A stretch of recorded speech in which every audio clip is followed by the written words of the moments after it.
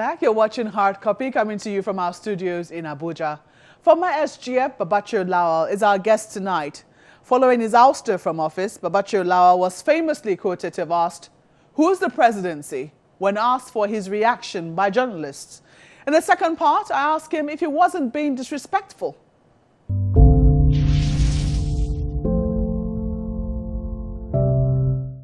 You talked about, it was an interview with my colleague, Babachir, on Question Time. You said, I think he asked you about cabal and within the presidency, because some people felt that the president had been held hostage by a group of people. And he asked you, about being a member of the cabal. You said, "I am honored to be a cabal in this presidency. I have no apologies to make." Yes. You do realize that that word is not usually used in good light. Well, I don't know, a cabal. Look, if the president, from his own wisdom, without prompting from anybody, decides to make B.D. Lawal a secretary to the government, it means he has confidence in me and he has the willingness to listen to me. Now, the moment I'm not able to influence the president's decision on any issue, I have no business being his secretary to the government at all. But some people said, I think it was you who said that you were not even the president's candidate, that you were Tinubu's candidate. Why did I say that? It was a service in church. That's part of what they don't like me. You see, I was brought up, when somebody does any favor for you, appreciate it. And the Bible says you even proclaim it in public to motivate others, to encourage others. You should say thank you. Okay? You should say thank you. There were issues that I later found out led to the president really confirming me as the SGF. But you said without prompting from anybody. I was just trying to clarify if Asiwaju Tinubu had any hand in your Asiwaju Tinubu has been my friend for many years. We are political colleagues. We've been friends for many years. Did he have any hand in your becoming SGF? Only the president can answer that, not me. Okay. Well, you do know. But I remember at one time, Asiwaju encouraged me to, you see, I joined politics without any idea of position. I never had any interest in becoming anything. After the election, I went back to my office, renovated it, painted it white, and sat down and resumed my business. But the people felt that because of my role in the elections since 2003, either I deserve something or I will get something. And they would come to me with CVs. And I would say, I don't know where to carry these CVs. I know my boss. I know the president. He's not a man you lobby. If you lobby him on anything, you lose the thing. He's a man that doesn't want to be hustled. Do you hold any grounds against the vice president? Why should I? Because you say you don't even know the grounds upon which you were elected. Yes. Does that mean I must have grounds against him? I'm just asking. No, but he must have a basis. You have been quoted, shortly after you were suspended. Yes. I think you were asked to react to your suspension, I think by then acting president, Professor Yemi Osinbajo, because the president was away then. You were asked... He wasn't acting. President was around. Okay. Well, you were asked about how you felt about your suspension. And I think the reporter said the presidency has suspended you, and you asked, who is the presidency? Yes. Some people felt that statement was disrespectful. No. What did you mean by who's the presidency? Let me tell you. I asked that question because the president has a specific routine. If you are going to be removed from office, the president insists you be told personally, first of all, so that people don't hear it on the television, that it's your duty to notify them that I'm going to be removed from office, I've been removed from office, so that they don't be watching TV with their family and they see this news. The president doesn't like it. He insists. So that was the context in which I was asking this question. So, but surprisingly... No, let me get this straight. Are you saying that you were not, that came as a surprise to you? Wait now, you rush. Are you going to, do you want facts or you have to? You want to reinforce your preconceptions? I'm worried about the time, Engineer Lawal. So they should have brought up an issue that takes the whole day. It was a simple statement you made. So now, when I went out, the first thing I noticed was all the journalists and more were on the VP side. They usually reside on the president's side. So as I was stepping down the staircase, they just rushed me, "Sir, we heard you have been suspended." In the light of what I've just had and what they're asking me, it was a surprise. So I said, "Who told you?" They would not tell me. I insisted, "Who told you that I've been suspended?" I needed to know. Because the VP should have told me, "I've issued a press conference suspending." I expect if I were the one. But I was not. So they refused. The journalists refused to tell me who suspended me.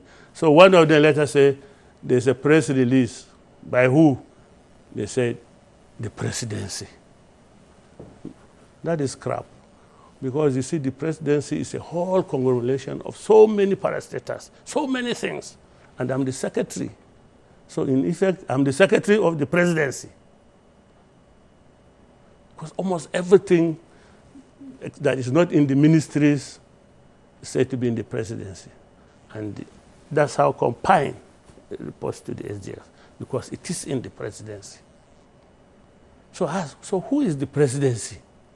Somebody can't be all of us together as a whole unit, come and sign, everybody sign. It has to be somebody.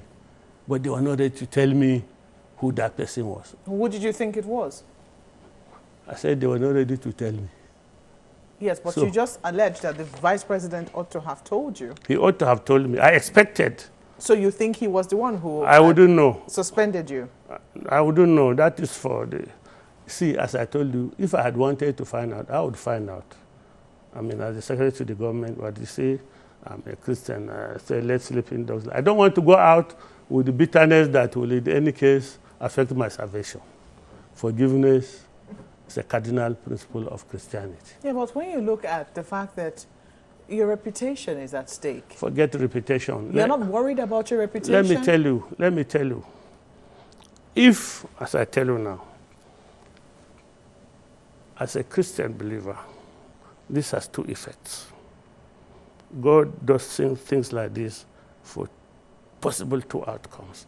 Either God is training me for something bigger in the future.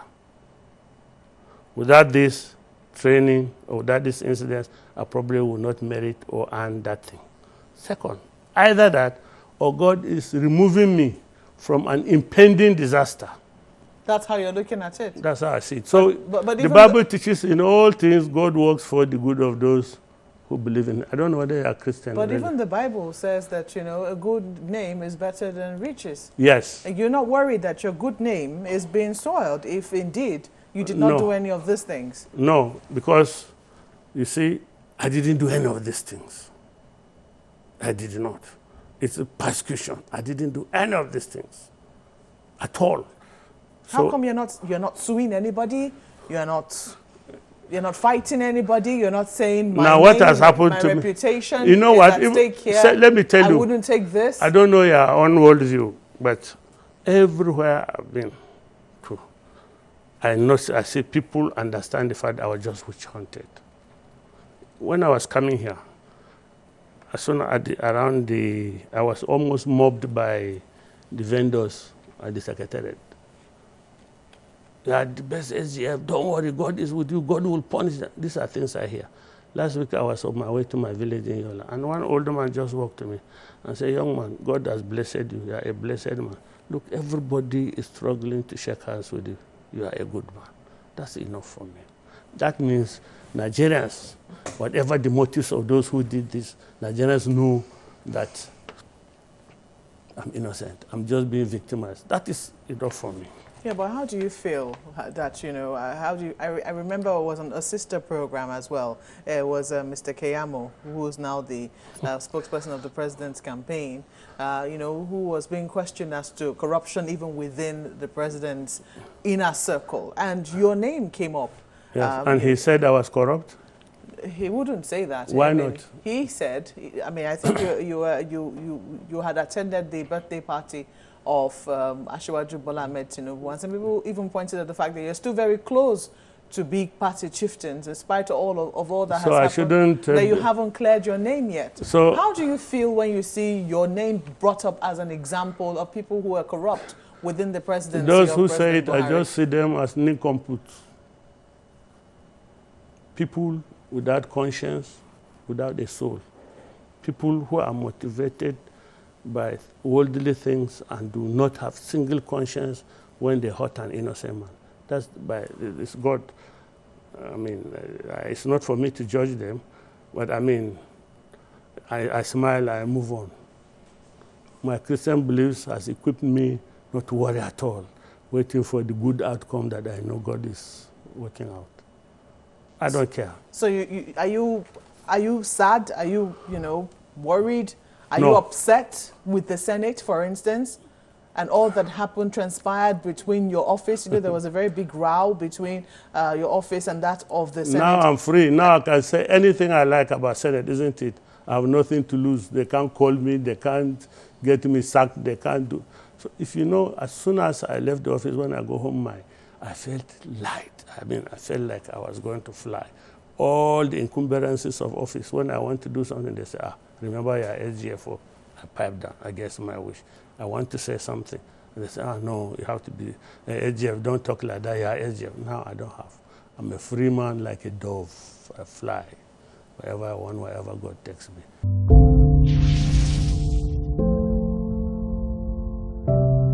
That's all we have for you tonight. But we're posting the full length of this interview on our website. So please log on to channelstv.com/programs/hard copy and give us your reactions with the handles on your screen. Thank you for watching tonight. I'm Maokwe Ogun Yusuf. Good night.